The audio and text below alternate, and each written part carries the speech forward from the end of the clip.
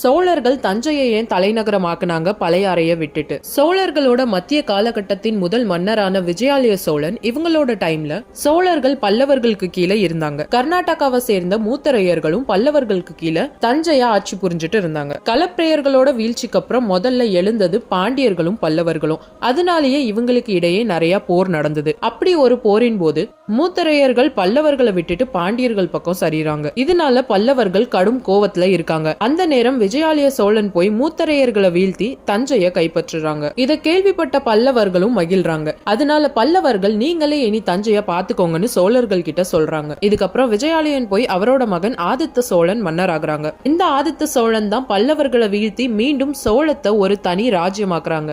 இதுக்கப்புறம் கிட்டத்தட்ட 170 ஆண்டுகளுக்கும் மேலா சோழர்கள் தஞ்சையை தலைநகரமா கொண்டு ஆட்சி புரிஞ்சுட்டு வந்தாங்க. ஆனா ராஜேந்திர சோழன் புதிய தலைநகரத்தை நிறுவனாங்க. காரணம் என்ன? அடுத்த காணொலியில பார்க்கலாம்.